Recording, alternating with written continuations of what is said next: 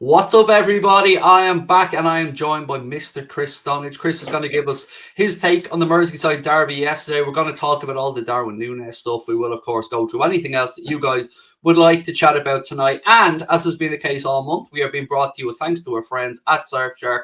You can get Surfshark with 83% off and 3 months additional free by using the link in the description of this stream below. Surfshark is, in my opinion, the best VPN provider out there. They use the most secure VPN protocols, uncrackable encryption, and you can get, as I said, 83% off and 3 months additional free. I say uncrackable encryption, Chris, like I have a Scooby-Doo, what any of that means, but I don't need to because Surfshark or the boffins at Surfshark have us covered. Exactly, mate. Exactly. 83% off as well. I don't think you see any sort of discount like that anywhere else on the platforms, and it's incredible to see. So yeah, definitely hop on that one as it's so easy to use as well. Boom, it is. I was using it at the weekend, just this very weekend. So look, Chris, loads for us to get through. But firstly, I want to say how nice it was to see the channel bring you and Paddy together. It was these little moments, and I know our chat appreciated it as well. I love when people meet up like that, and you guys both met up at the game yesterday, and good game to meet up at. Oh, it was, yeah. It was great to see Paddy, and now we can all officially confirm that I am 6'2". Please, thank you. There's a bit of debate about that, Chris. There's a bit of debate about that.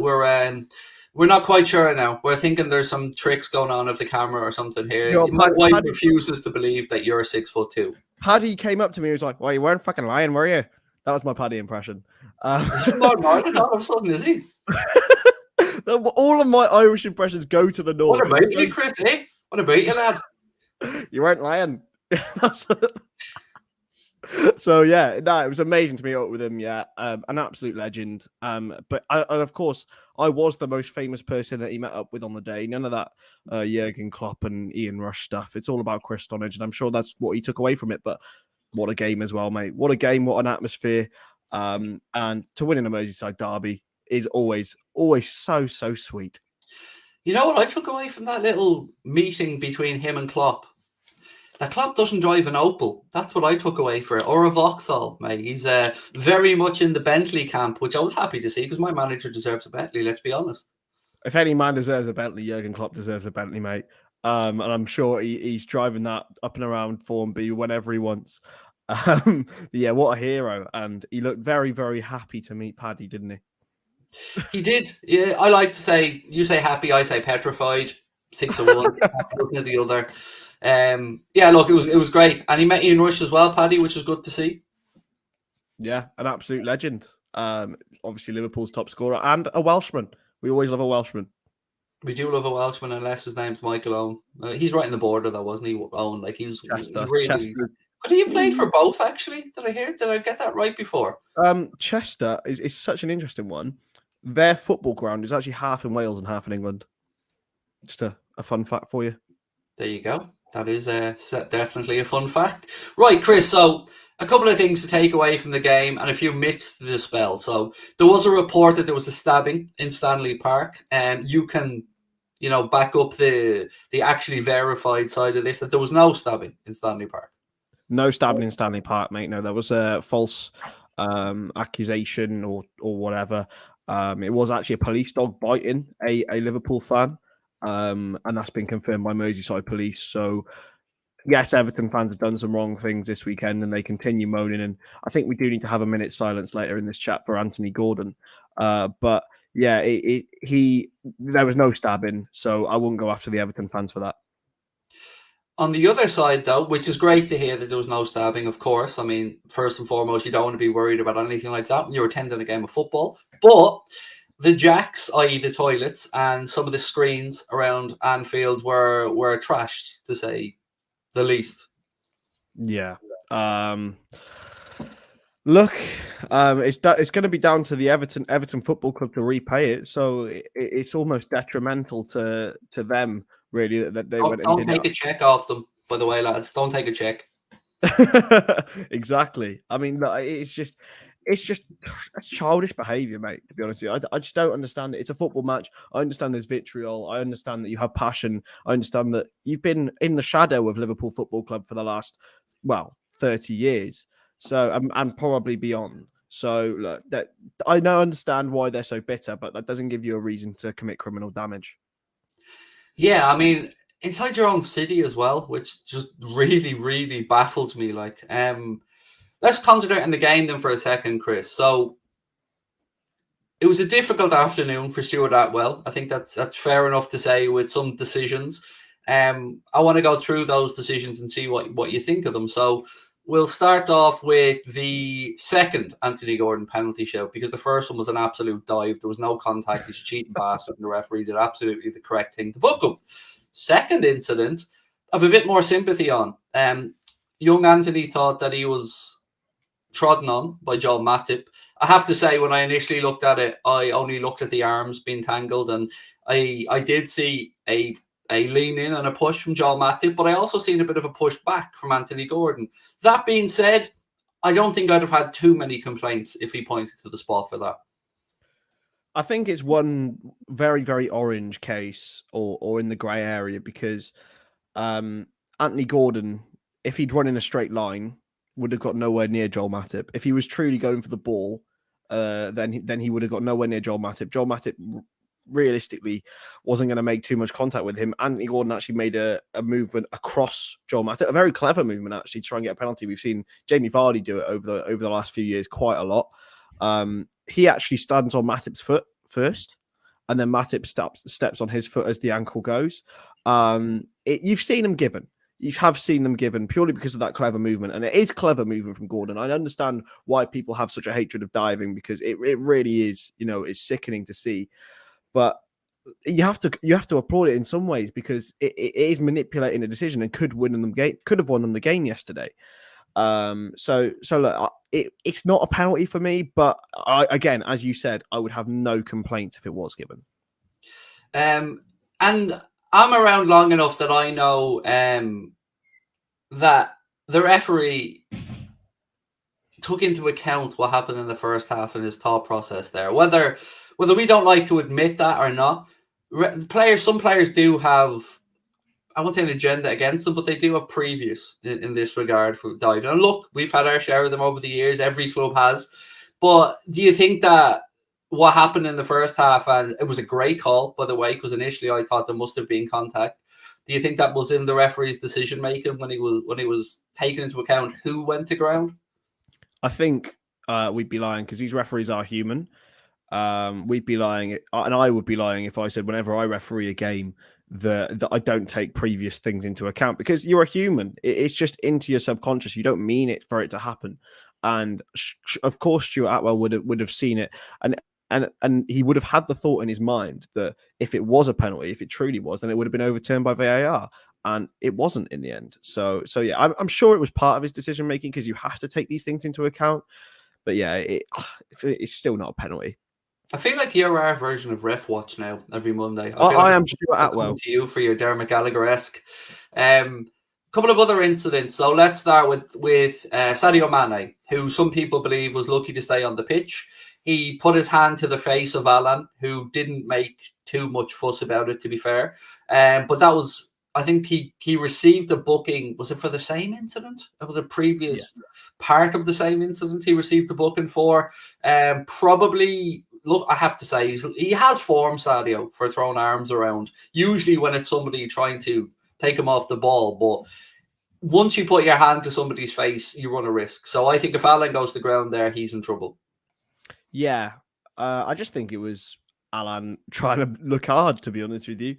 If he had gone to ground, and if it had been someone else, if it had been Anthony Gordon that Sadio had touched in the face, then I'm sure he'd have been rolling around. But no, Alan stood up and took it, and it wasn't much. It was like a brush. It wasn't even anything intended to be malicious. So yeah, again, it's all down to the player reaction and to how the referee reacts to that. And I think Stuart Atwell got that one right. I think, again, Chris, taking into account VAR, I don't think VAR can signal to Stuart Atwell about an incident unless they feel it's a red card incident. So even if he didn't see that incident, maybe his linesman or assistant referees didn't see the incident, VAR couldn't intervene there because they wouldn't have deemed that on its own a red card decision. It could have been a second yellow, which I don't think any of us could have really complained about. But on its own, they couldn't say to the referee, come up and look at this, because it wasn't a red card offence. Yeah, no, absolutely. It's got to be clear and obvious, as that's the buzzwords of it, and that for me wasn't clear and obvious. It wasn't intended maliciously. So yeah, no red card. And then one that annoyed me was Richarlison to Jordan Henderson. Now, I think it was Dermot Gallagher that said probably the fact it was more of a push, that there was no distance between his foot and Henderson's leg, really. So he didn't pull it back and then push it through. May have been what kept him on the pitch. But I suppose from a point of view of Everton's fight in the relegation zone, the fact that pigeon-headed twat was even thinking about doing that, he could have had a straight 3-game ban there, and that would have been Everton screwed with no Calvert-Lewin. So I think he can consider himself a little bit lucky as well to be on the pitch. Yeah, I think it's a very orange decision, like the Joel Matip penalty. Really, on the one hand, you could side with Richarlison and say, oh, he's just trying to shrug him off. You know, he's being put into a corner there, and then he's kicked out, and then I suppose there wasn't any sort of serious injury to Henderson. But then if you think about it on the other side, he could have caused a serious injury to Henderson. It's a really difficult one, but as we say, was it clear and obviously a red? No, to be honest with you. I think he had quite a decent game in comparison to what a lot of referees would have done yesterday.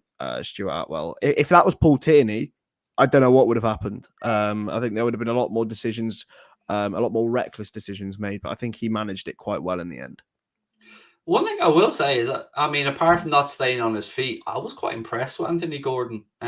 He's got a turn of pace about him, doesn't he? If he fills out, and I know he was let go by Liverpool's academy actually when he was younger, there's certainly a player in there, but you would hope that he just strengthens up a little bit, because there's definitely a footballer in there. I thought he gave Trent a particularly tough time in the first half on the few counter-attacks Everton had. Yeah, we all know how much of a talented player he is, and I think going into the running now, he is their key man. I just can't take Richarlison seriously, to be honest with you. With all the antics that he does, he's currently making himself the most hateable footballer between him and Bruno Fernandes for me. So it's a toss-up between the two of them and Paddy Murphy, in all honesty, in that football ecosystem. Yeah, I mean, those two are just, I can't handle them. Especially Richarlison rolling around and holding his head yesterday. Now, if you take this into a serious context, it might make referees ignore actual head injuries if players continue to feign them. And it was clear that Stuart Atwell knew that Richarlison was play acting, because Thiago actually did a step over past him and Richarlison fell over and held his head. Now, I understand that Thiago can do these things to you, but that doesn't mean that you have to play act and get a head injury out of it. And then he also went down from heading the ball away. Yeah, which was actually the only one that really concerned me, was the fact that he headed the ball, and he did head it kind of on the top of his head. And I genuinely had a bit of concern, thinking, all right, you might feel a bit dizzy after that. But that was the only time in that entire game I had any sympathy for Richarlison. I thought his antics were shocking. And sometimes people, you know, again, as we mentioned earlier, Stuart Atwell or any referee will have that preconceived opinion now that, if Richarlison goes down holding his head, then he's clearly play acting. It's a bit like the boy who cried wolf. Like, if you continue to play act and pretend, then people won't take it seriously when it actually happens. And that's why it's quite a dangerous thing for football clubs and people to be doing. On the other hand, there's two moments yesterday that I want to bring up and highlight in a positive sense. And this is the first one, as Dark said. Alisson laying down at the end. I mean, I did not think our big, beautiful Brazilian goalkeeper had it in him. I didn't think he had this shithousery streak in him, but I love it, Chris. More of that, please. That is what Jordan Pickford does to even the most God-worshipping of men. Honestly, I was in the Anfield Road. It was straight bang in front of me, and we were just like, I'll go on. And it went up like it was a goal. It was amazing. Their fans went completely silent. We were just pissing ourselves laughing, chanting, listen. And yeah, that's probably one of the moments of the season for me. Honestly, it was and the Pickford wink as well. And there's another one that you can throw in with the. Oh, with the those. wink got me, mate. That wink made me want to fucking throw something on the television, honestly.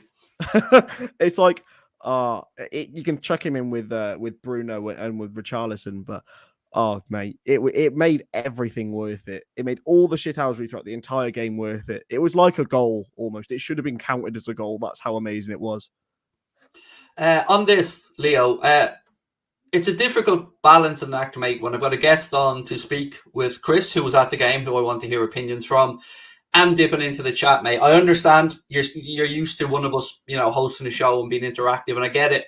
And I do, I kind of have segments that I want to work through. So trust me, mate, I won't ignore the chat completely, but I won't lie either. It won't be as interactive normally because I have a guest on.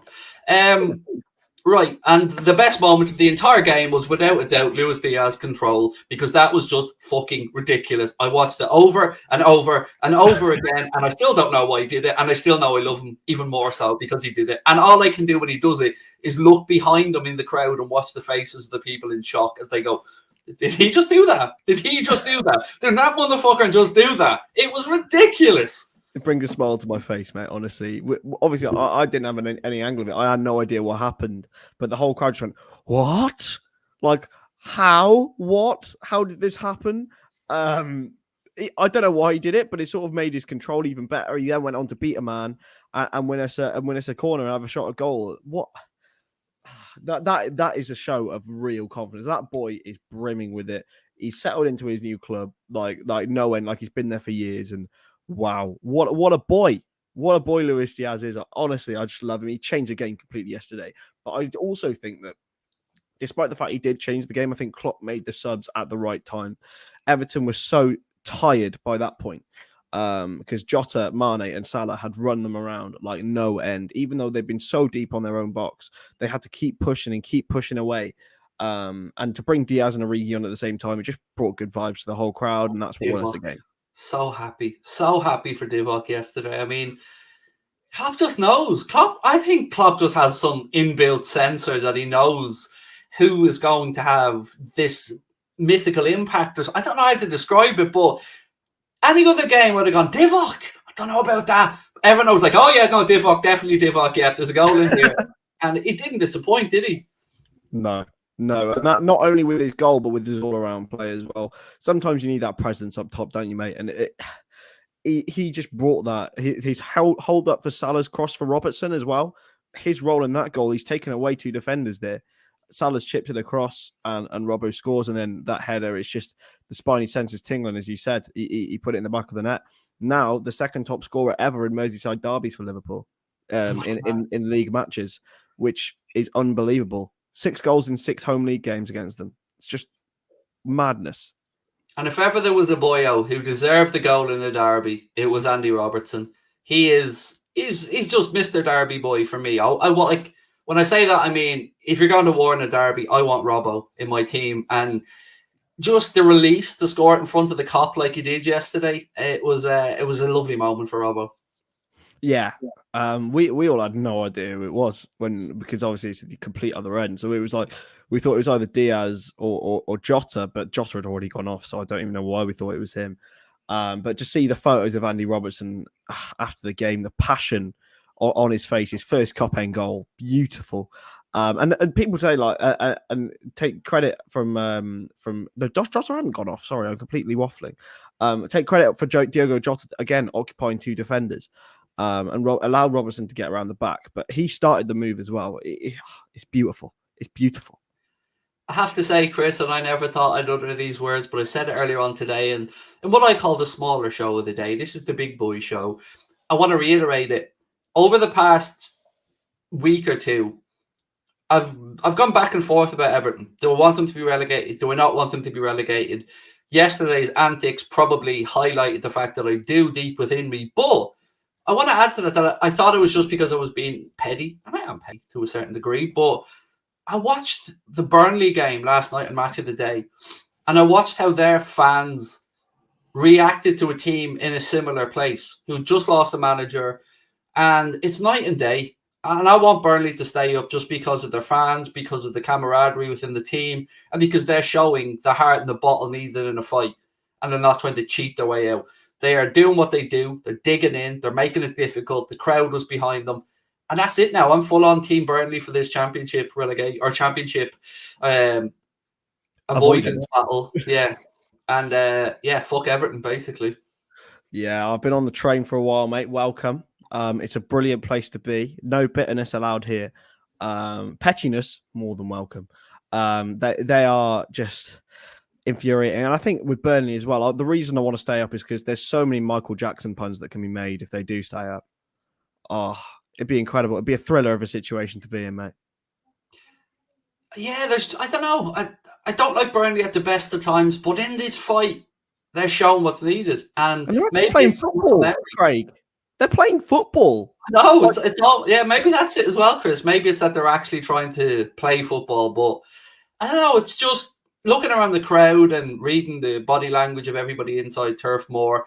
It just seemed to hit a bit different. There wasn't that entitlement, that bitterness that seems to come across through some of the Everton fan base. Obviously, not all of them. You would label any fan base entirely one thing or the other, but for me, yeah, I always thought I'd be the bigger person, though. I thought I'd go City of Liverpool, City I love, two great teams, but not. I can't do it anymore, mate. Just go down, go away. Maybe you'll learn some lessons or something. I don't know. Honestly, I genuinely think it could be the best for them. I just think it's a reality check. That there's some, I don't know, entitlement, as you said. I think they are suffering like Manchester United suffered, like we have suffered in the past of thinking that we're Liverpool or we're Man United or we're Everton. We deserve to be in this place. No, you don't. No, you don't. And that's why all this whole legacy stuff and in the Champions League really winds me up, is because every team like fairly competes every season for the prize, like for one prize only, the Premier League, or for staying in the Premier League. Just because you are a name and you've been there for a while doesn't mean you're entitled to it or deserve it. You don't. And that's why Man City have obviously scared everyone, is because they've come in and sports washed. But as a team, and they deserve to be where they are. And that's why there should be no sense of entitlement in football, because no one has a divine right to anything. Yeah, I agree. This could probably go 10 or 50 minutes over tonight, by the way, folks, over the hour, because there's a lot of stuff I want to unpack in here with Mr. Stonadge. I want to just address a comment in the chat. Jamie, the honest answer is, mate, I didn't time you out, so I can't give you the answer as to what happened or why it happened. Hopefully, one of our moderators maybe can talk you through it, but I had nothing to do with it, buddy, so I don't know. Right, Chris, I feel like we've covered the derby enough.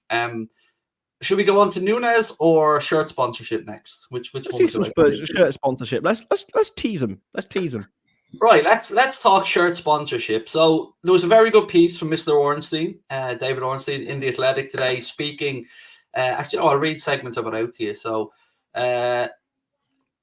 David Ornstein said, as this column reported last week, Liverpool are in talks over a new shirt sponsorship deal, as their £40 million a year contract with Standard Chartered is set to expire in May 2023. And although discussions are continuing about extending the partnership, the club are also in talks from other investors, including electronic, media and tourism. But as The Athletic went on to reveal, there's a couple of either crypto exchange firms or crypto platform or coin platform firms who seem to be maybe leading the way in these. And what confuses me, Chris, is a couple of things.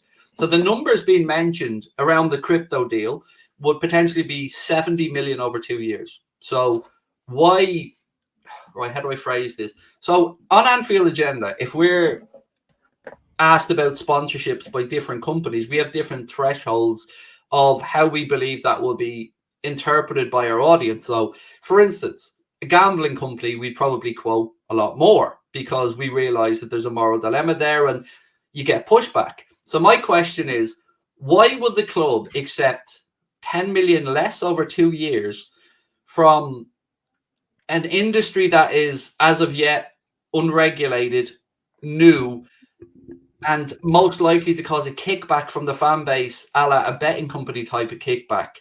Usually you would want a premium for these type of things if you were to, let's just say, kick up a bit of fuss within your fan base. You'd usually want a premium on top of it. So I'm confused by that.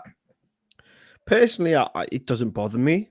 so much with the cryptocurrency stuff. It's not something I'm a fan of, as to say, but Do it you is own any clearly. cryptocurrency? Sorry, mate. Do you own any crypto?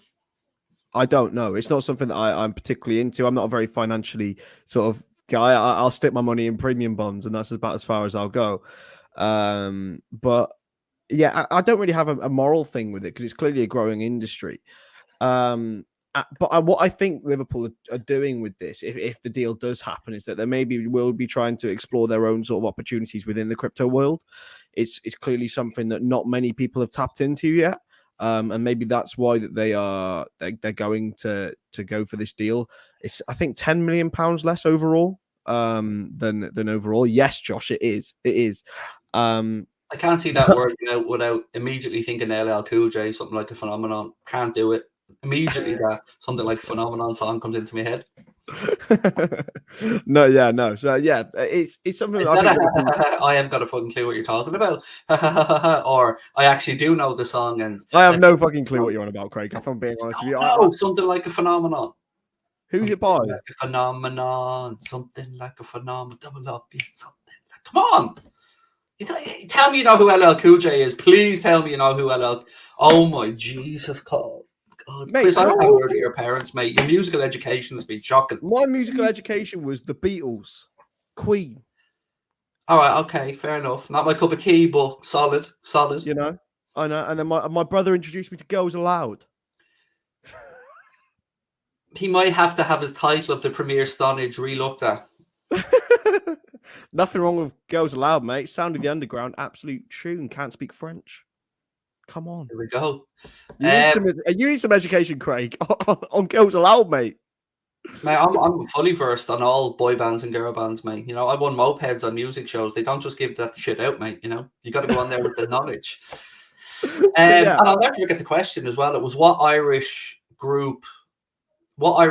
traditional Irish group took part in the song Saltwater with Shaheen? Now, see, I knew, but I don't know how I knew because I was blank. And then all of a sudden, when he got to one, the answer popped into my head. And I swear to God, I still feel to this day like he told me the answer on that quiz show. I honestly got 3, 2, 1, and I blurted out the answer. And it was the right answer, and I don't know where the fuck it came from. Yeah, well, there you go. Is the answer anyway. On the old on the crypto, yeah. Sorry, on man. The crypto shit. Yeah, Liverpool have already gone into NFTs, haven't they? So they've shit the bed massively with it. Yeah, they've clearly got an appetite for these sort of new modern things that I have no idea how it works. There is some sort of contentious energy issue with them, that they actually take energy to create or export. I honestly don't know what it is, but yeah, look, I'm up for Liverpool being business. The energy issue is that to mine the cryptocurrency, so to mine the currency takes a lot of energy apparently. And look, I'm not here. There's no moral judgment for me. I mean, full disclosure, I don't own any crypto. Connor owns a little bit, but I'm not for or against it. My point is, I feel from the reaction of the article and reading the comments on The Athletic that there's certainly enough Liverpool fans that would find it a strange decision from the club to take on less money from an unknown industry as of yet, albeit a growing industry. Yeah, and yeah, it is. On the face of it, it seems like a strange one, and it's still subject to obviously signing a deal with Standard Chartered, which hasn't been finalised. By the way, yet. Who are no fucking bastions of morality themselves. No, exactly that. It's like, realistically, if you've got the money to sponsor a football club on their main sponsor on their shirts, you have got some skeletons in your closet. I'm sorry, there is no completely morality free companies that have this sort of funding. I challenge anyone to name me one, because there isn't. So look, we've just got to take it in our stride, and hopefully they provide funds that can help us out. Yeah, on that one, yes, 100%. There's a comment I needed to get to about signings. I'll bring this up, Edward, but I will come back to it. Find it hard to see Liverpool making any marquee signings this season. Squad is top notch, as is probably cheaper to add depth signings like Carvalho. I promise you, mate, I'll come back and discuss that point in a couple of minutes. I just want to get through this conversation with Chris. So, yeah, look, I don't really mind who's on the shirts. would a cryptocurrency company or coin exchange company stop me from buying a shirt? I think it would more depend how it looks on the shirt. And the few mock-ups that I've seen, they look okay. But I just can't get my head around the finances of it. That's the part that I'm really confused about. Like, okay, if Standard Chartered don't want to renew or won't renew at 40 million a season, I don't think the club, maybe the world is in a bit of a less secure place, but I don't think the club has, gone backwards since those transfers or since that deal. I think if anything, the club has grown in stature. And I want to tie this in with something I said to you before we went live and something I said in the stream earlier on. Naively, I only ever look at football transfers for the face value of a player or the wages. But I was just saying to you about Lionel Messi going to PSG and how they've attracted 9 new commercial partners or sponsorships since he went there. One of them being a 50 million euro deal with GOAT, who I believe are, we call them runners, trainers, whatever you want to call it, a shoe company who, have 50 million to throw around apparently.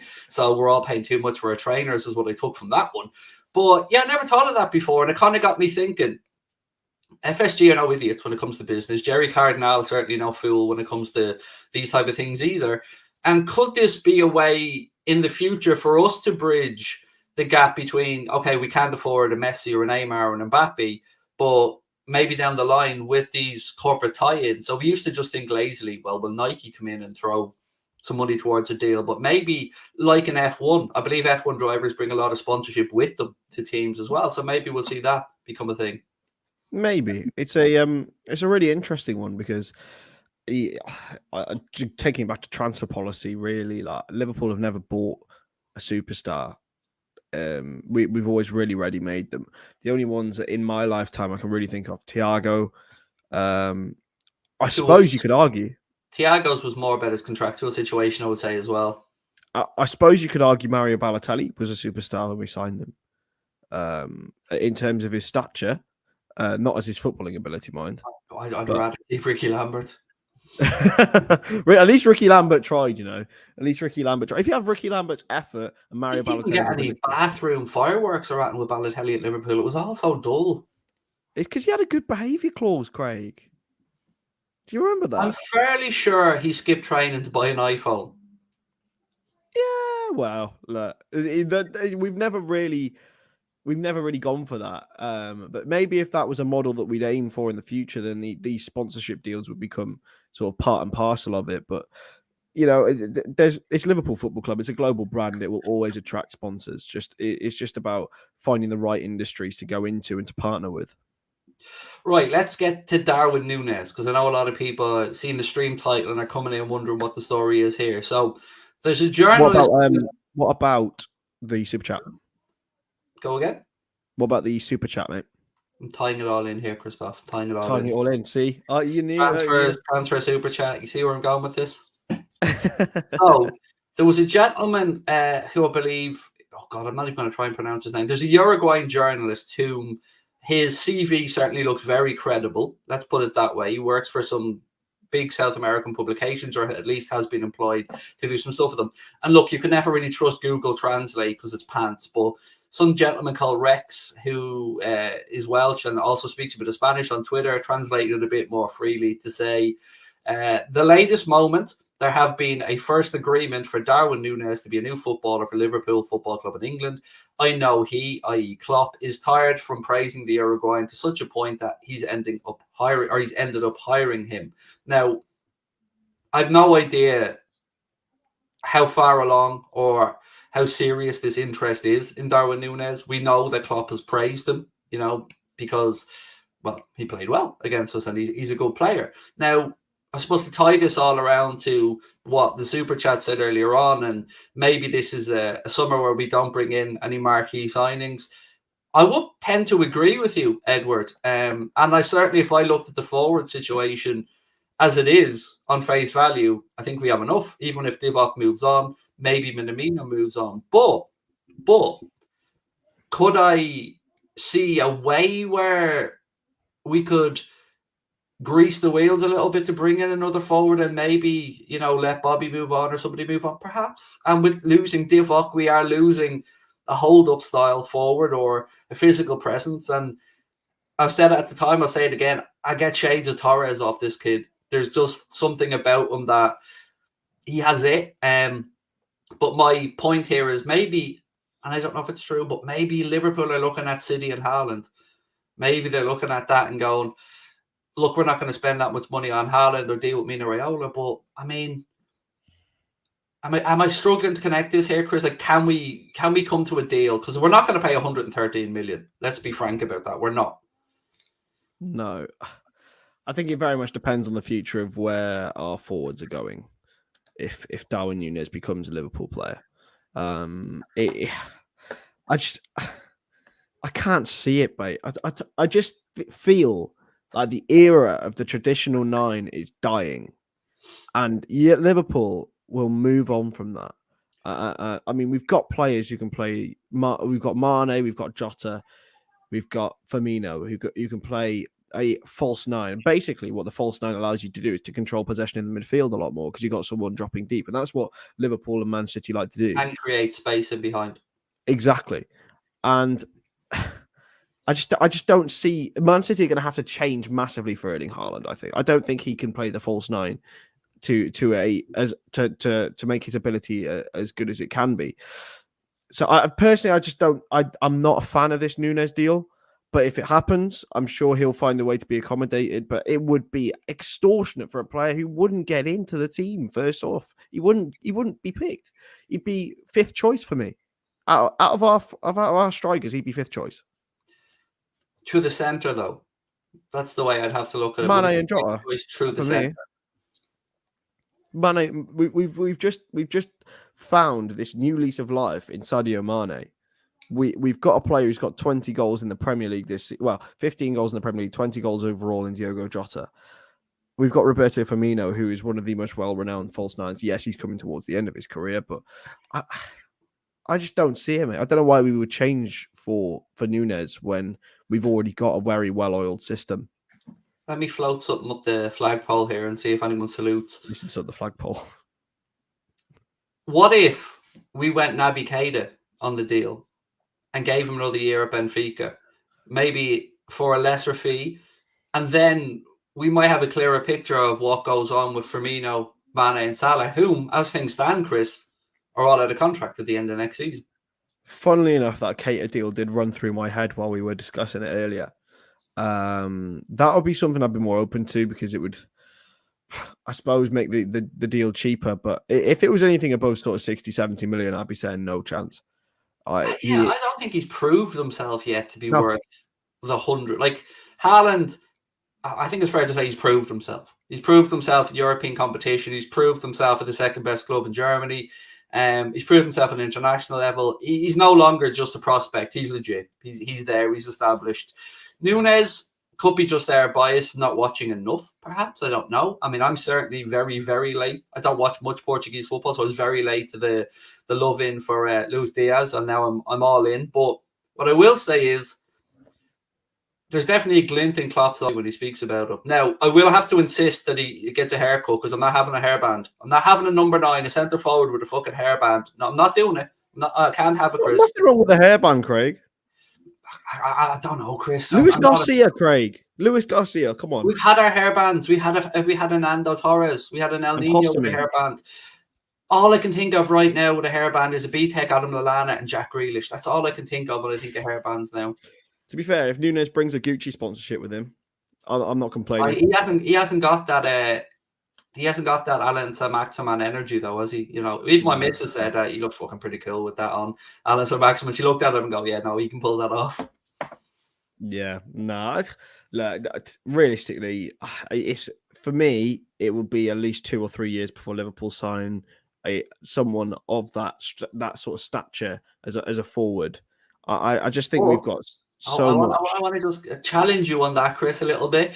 I will refer you to Lewandowski at Borussia Dortmund when Klopp was there.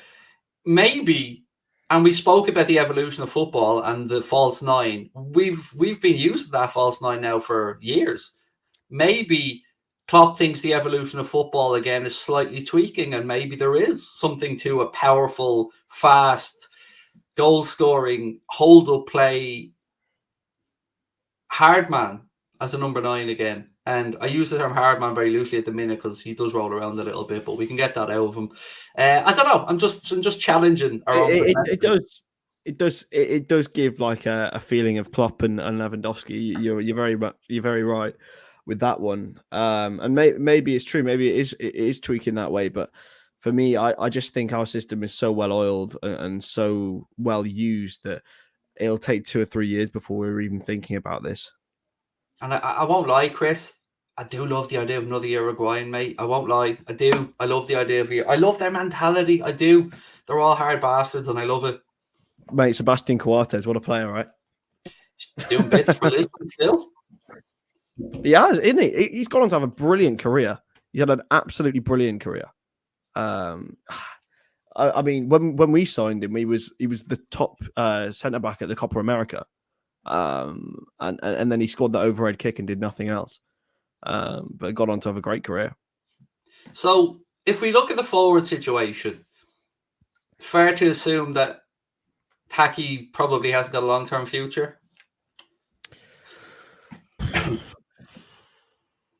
Yeah, I think that's fair enough. I mean, a bit earlier this season when all the FA Cup was going on, and even he was getting some game time in the Premier League, I would have said, yeah, he's probably got he'd probably be happy to stay around for a couple more seasons and be this rotational option. But he struggled to make it in the squad some weeks, Craig. Good point. I might need a hairband by this rate. It's getting a bit long. Don't make me bring up the child photo, Chris. But you can bring it up if you want. I'm more than happy. I was going to let you away with it, Chris, but since it's your game, let's show. More than happy, mate. I'm more than happy for this to be brought up. Is everybody ready for a bit of 11-year-old Stonadge? 11-year-old Chris. Yeah, I sent this into the Discord earlier, but now everyone can have a look at it. Oh, look at that. Oh, Professor Stonadge. How do you look like an old man dude at 11? Like, I think I thought I was, to be fair. I don't really understand what was going on. Like, look at him. He looks like he's been down the pub for a few pints and he's just posing for a little photo. Bless him. That trim as well. Look at that, mate. That is pure bullying from my parents there. I don't know. I would argue it's probably better than the current Barna, Chris. Mate, I am getting a trim tomorrow. Thank God. Thank God. Nath has just said I look like his nan. Oh, I'm after getting rid of the banner at the bottom. Sorry, let me just get that. Oh, this is why I shouldn't be allowed to touch anything, folks. We need Crosby back. There we go. Yeah. Yeah. You see, another thing, by the way, he voluntarily offered this up. So, we didn't go looking and find that. That was Chris voluntarily giving us that ammunition. I took my nan's earlier and I saw it and it was mate, if that's Harry Potter, that is a fat Harry Potter, mate. Jesus Christ. Harry Potter's meant to be malnourished by Aunt Petunia and Uncle Vernon, isn't it? So, we don't know who LL Cool J is, but we know fucking Harry Potter's life story inside out. I do, mate. I used to love them as a kid, mate. Come on. You're not a Harry Potter fan? No. Mate. Craig. How would you expect me to get on board with something that's platform 7 3/4 or whatever it is? Like, that's not 9 3/4. 9 3/4. I can't be getting on board with those type of unround numbers, Chris. I can, yeah. To be fair, but Emma Watson's in it. I'd feel like a big dirty pedo if I made any comment on this now, Chris. So I will. In the last one, she's of age. I don't know, Chris. I've never watched a minute of it. I know there's a ginger kid in it. Ron Weasley. Yeah. I think Lucas is going to have some of that. I've been to fucking Harry Potter World in Universal Studios and it's epic. It's amazing. But yeah, it's not my cup of tea. Not my cup of tea, Chris. Are you a Lord of the Rings fan? Nope. Good. Anything. See, because of my Asperger's, if I watch Star Wars, Lord of the Rings, Harry Potter, I look at it and go, that's all bollocks. That's fake. How's that? I just can't process it. It doesn't work in my head. I've no imagination, basically. That's basically it. Oh my God. That's incredible. Here's a good one as well from Jamie Peters. Jamie. I haven't got a clue what Mo said. Like, the consensus when I brought this up the last day in the chat was that the fans think it's about the length of contract or that he wants to stay at the club. That's all I can really think of, because I genuinely don't know what he thinks we know. Because I'm as confused as anybody around what Mo said about the fans know what I want. I don't. I sort of think he means he wants to stay, but he's not really giving off those sort of vibes. It's like a girl who's saying she wants to stay with you and then is snogging another bloke. Sometimes, it's Never a happened little. to me, Chris. Look at me.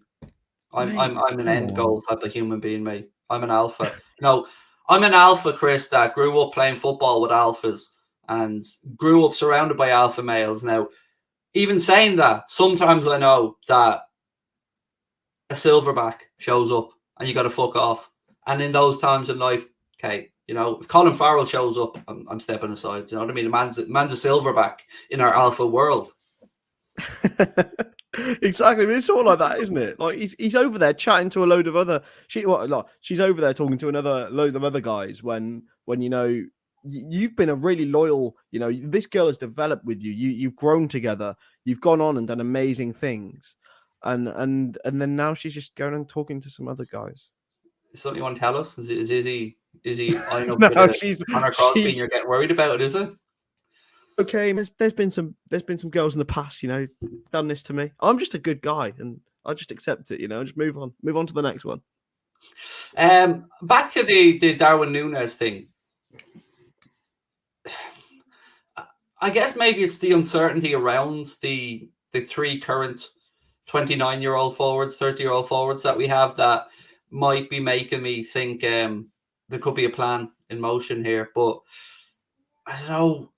Has anyone poo-pooed this story yet from this gentleman? Is any mainstream journalist of your ilk, you blue tick merchants, has any of your fellow blue tickers poo-pooed this now? Not from what I've seen.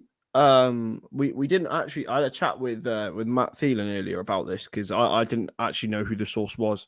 And apparently he's got a very reputable reputation. Like he's very reputable. So how many times can you say reputable in a sentence? But yeah, he's got Never when a you're good... around, Chris. Exactly, mate. Exactly. Blue tick merchant, got nothing about him. But he's got... And he can keep his business. Do you know what I mean? Like, how are we supposed to take you seriously here on Alpha FM? I kept my missus. You're going to meet her soon, Craig, in a bit. Cheeky hint. Thankfully for you, mate, I'm 40 years of age. Otherwise, you're fucked. Maybe I'm not being fucked. I'll leave that to you and Paddy to sort out. Paddy's safe, mate. Paddy's safe. He's all right. Right, there's a couple of other bits and pieces. Tomorrow, first of the semi-finals takes place. First leg, Real Madrid travel to the Etihad to take on Pep Guardiola's side. How are we envisioning that this game's going to go? It's going to be cagey, isn't it? I really think so. Unless Man City score a very early goal, but even then, Real Madrid are such seasoned veterans in the latter stages of the Champions League. I just think they'll make a game of it over the 180 minutes and maybe even more. They'll be going to the Etihad trying to get a draw. I'm pretty certain of that, unless they can nick something. But Man City are an incredible team. They are better than Real Madrid overall. But if Karim Benzema rocks up and Vinicius Jr., then who knows what can happen? Yeah, Vinicius Jr. is definitely not the finished product. Yeah, I've watched enough of him to know that he's he reminds me of a kind of better version of Dan James. Yeah. Well, that's a bit of an insult to Vinicius, that is. I didn't want to go the Raheem Sterling route, but again, similar, like loads of pace and ability, but just not fully there with the end product yet. Yeah, it's from what I've seen of him, which is a season and a half, he has improved massively on that sort of side of things, but he's still got a way to go. And I would compare him to Sterling. I would do. Even though Sterling's got a lot of goals, he could have had a lot more. He could have been Mo Salah levels of goal scoring, but he never has really hit those heights. Vinicius, I don't think ever will either, but I think he'll go on to have an incredible career. And his link up with Benzema is incredible. Yeah, the play is good. I'll say that he is. He's there was one more thing actually. Oh yes, Cancelo is out. He's suspended tomorrow, isn't he? Yeah. So I don't know who's going to play there. Zinchenko, probably. Yeah, I mean, very capable footballer, Zinchenko. I think he's Capable? underrated by a lot of people, but he isn't João Cancelo. No. Just seen people rating João Cancelo above Robertson this season. I would be Mate, one of those people, if I'm being honest. great. Look at his numbers. Look at Robertson's numbers. There you go Shit again, on him. Chris, with your stats. Sometimes, mate, it's not all about the stats. It's about I understand the Robertson's a role down within the period, team but and how impactful he is for his team. I mean, Cancelo is their trend, pretty much. he produces nothing out of half the numbers. Put it cold hard facts, Craig. João Cancelo has 6 assists this season. That's all he's got. Still a fine footballer, though. Oh, he is. He is. He'd be a great backup for us. Well, I suppose, depending on where you play him, he's not getting it ahead of trend for me. I'm moving nobody on earth ahead of trend on the right-hand side. He ain't getting ahead of Robertson either. Not hoping hell, mate. On that, actually, on the left-back conversation, I did my predicted 11, or my preferred 11 for Wednesday, and I'd have Costas playing the game. I would, but then after Robertson's performance yesterday, I don't think you can leave him out. I thought he was His performance defensively. yesterday was exactly the reason why I play Costas. What? Do you think he'd be knackered? No, I'm just fed up of him cutting inside and slowing down attacks against teams where we have no space anyway. So, you know, the one time yesterday in the first half, Robbo actually tried to go past his man, he put in a cross and Jota got on the end of it. Granted, he couldn't spin it goalwards, but I'm fed up of him taking up good positions on the left-hand side, somebody making an overlap and run around him and he's still cutting inside. It winds me up against teams that sit back, because they're the type of games for me where I want someone to try and create something and take on a fullback. And that's where I feel there's more strength in Costas for that. Away, I'd go for Robertson. But at home against Villarreal, I think I'd prefer Costas. I think it depends who you play on the left. In that way, I think yesterday it was Jota. He doesn't take on the man as often as Luis Diaz would. And I think Luis Diaz, if Diaz plays, Robertson plays for me. I think you mentioned yesterday Robertson going on the inside, Diaz going on the outside. I think Diaz just not having had a taste of the Merseyside derby, maybe Klopp was unsure as to what to expect from Everton in that sense, and maybe I think that's probably why he erred with Jota at the start. Yeah, for sure. And I think it was probably the right decision. They absolutely ran him ragged, and Diaz came on and had a great impact. And I think he'll start on Wednesday. I think he definitely will. And the reason why I start Robertson is for purely what you said. I think when Robertson comes inside and you have Diaz potentially running around the outside, you know that Luis Diaz can beat a man, whether going around them or going inside them as well.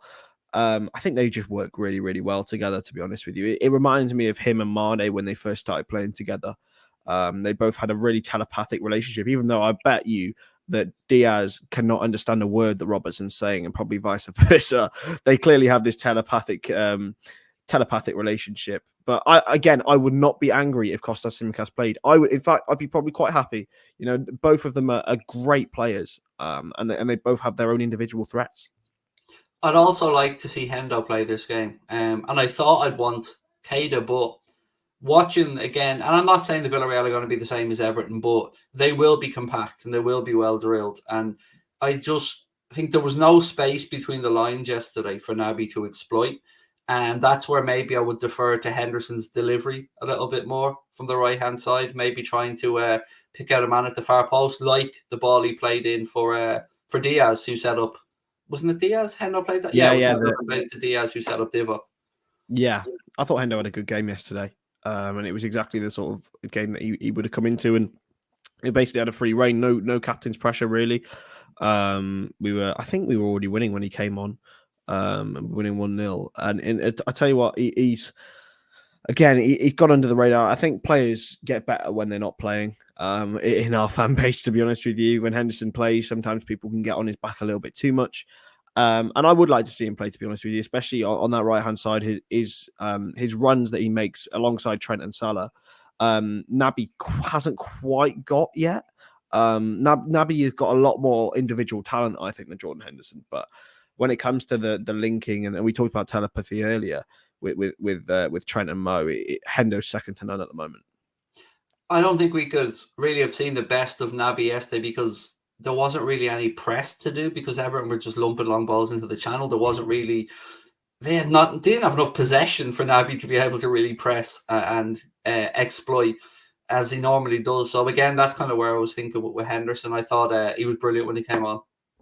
Yeah, exactly. And he got a great reception as well, Hendo, when he came on. The whole crowd yesterday, by the way, was incredible. Once again, I understand it's a Merseyside derby and everything, but there was no silent moments whatsoever.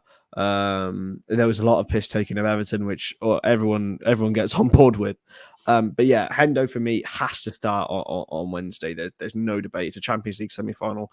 Got to have your captain on there. And I think it's the perfect game tactically for him as well. So here was my team, and look, I can understand that you got Robertson, but I went for Trent, Costas, Canade, because I think his pace could be an important attribute against Danjuma. With Van Dijk, Fabinho, Henderson, Thiago, and then Diaz, Mane, Salah. That would be my preferred 11. Yeah, I'd go exactly the same as you, but I put Robbo in for Tsimikas. That'll be my only thing. I think he's one of the only ones that's well. I've been proven wrong about all of these players being durable. Like that they are. Thiago, I mean, I would never have had it in him to play 2 games in 5 days, basically 170 minutes. I think he'll definitely play again on Wednesday. He has to, and I think he'll wipe the floor with Villarreal. To be honest, Thiago masterclass. Did you see the stat on Alan yesterday that he had two completed passes and they were both from kickoff? He didn't have a great time, did he? Bless him. They didn't have any of the ball anyway. I mean, 83% of the ball. At one point, Chris had 91% for a 10-minute spell. 91% possession. It is. But to be fair, I said this to my dad on the way home. It didn't feel like that when we were watching in the crowd. It felt like we were giving the ball away. But I suppose that whenever Everton got the ball, they just lumped it. So they didn't keep it. But yeah, Thiago more passes than Everton as well. That was quite funny. I saw a stat today as well that Thiago has had more passes than Gillingham 9 times this season already. Just a random stat. That is a very random stat. Yes, Gillingham. Yeah. Just Gillingham, you know. I don't ever want to hear Thiago and Gillingham in the same sentence again. Thiago is better than Gillingham. Thiago buys City of Gillingham. Thiago owns Gillingham. That's all we know. Yeah, and Divock owns Everton. Clearly shown. Do you think they're going to go down? What's your gut instinct on Everton? Do you think they're destined for it, or with the fact they have 6 games to go, maybe to Burnley's 5? Normally, you think that's a good thing, but not really if you're in a relegation battle. If you're at the top of the table, you'd feel confident you'll gather those points. But how do you feel? Who's going down along with obviously Norwich and Watford? I want it to be Everton. I am desperately pleading with the footballing gods that it'll be Everton. However, I have a worry about Leeds. I really, really do. I think they had a bit of a bounce with Jesse Marsh, but their fixtures in the next sort of 3 or 4 games are horrible. Well, they've got 3 points coming up next Saturday when they beat Man City. Obviously, but they've got Man City at home, Arsenal away, Chelsea at home, Brighton at home, Brentford away. Now, you probably say they need about 8 points. I feel like they'll potentially get 4 from the last 2 anyway. So Everton on 29, they're on 34. They're currently drawing with Palace after 89 minutes, so they might go and nick one. He's still scoreless on that one. Yeah, still goalless in that game, which is mental to me. But yeah, I think I do worry about them with those fixtures, to be honest, and how it could derail them. But yeah, I think Burnley will be safe. I really do. I think they've really hit form at the right time, and they can get behind their players. They've got a better set of fixtures than Everton. I think it's between the 2, Leeds and Everton for me. Everton have 3 home games, I think, if I'm right, in their fixtures. They have got Everton at home to Chelsea, away at Leicester, away at Watford, which is a massive game for them. Absolutely huge. Home to Brentford, home to Palace, away to Arsenal. And to be fair, I think Brentford will have them. I mean, There's a lot of teams with stuff to play for in there, isn't there? Yeah, and I think Brentford are just on a roll at the moment. They look really up for it for a team who's in mid-table. They look so up for every single game. That game against Spurs the other day, they really should have won. Their two forwards are just such a handful. They just work so well in tandem together, don't they? Like they're just a pain in the arse to defend against. I love Ivan Toney, especially. I've taken flat for this. I'd have him at Liverpool. I really, really would. I'd have him at Liverpool over Darwin Núñez. That's how much I rate Ivan Toney. Even when he wasn't scoring earlier this season, he was linking up play. He was working so hard for his team, and he's just got a coolness in front of goal that it's very rare in the Premier League. And he just seems like he doesn't need to look at the goal to score, if you know what I mean. He's got that sort of aura about him. That's a big statement ahead of Darwin Núñez. You know, 100%. That price aside, I just give you the registration for the two players, pick one, and you're taking Ivan Toney. If the price is if the price is cheap for Núñez, then maybe because of the age thing. But right now, if we're ignoring everything, I'd take Toney. I remember when we got Jack to do an interview with Darren McAnthony, the Peterborough chairman, and he's also a Liverpool fan. He's also worked with Ivan Toney. And I remember Darren saying to Jack that he would, in a heartbeat, would take Ivan Toney at Liverpool. He's that good, mate. I think he can do it at bigger levels as well. There's rumours that Newcastle want to take him back. Obviously, that's the place where he went before, and it didn't work. I think he can go bigger than that, to be honest with you. I think he'd be an excellent addition to any top team, just purely because of his work rate. Interesting. I mean, yeah. I mean, look, people will scoff either way, but again, there's definitely something about both lads. There's they have a great ethic between the two of them, Núñez and Ivan Toney. I think we'll wind this one down, Mr. Stonadge. We've managed to get through everything. I think we will. What are we doing tomorrow? So the three of us. No, you're not around tomorrow. I'm not around. I'm at Swansea tomorrow. Myself and Paddy will be live at about 6:15 tomorrow, and then I'll be doing a watch along of the Real Madrid game against Manchester City at the Etihad over in the Anfield Agenda Twitch channel. So again, thank you to Chris, thank you to you guys for coming on, contributing. I know we didn't get through as much of the chat as normal, so I do apologize. Thank you to our sponsor, Surfshark, and have yourselves a wonderful evening, and we will see you tomorrow. Take care.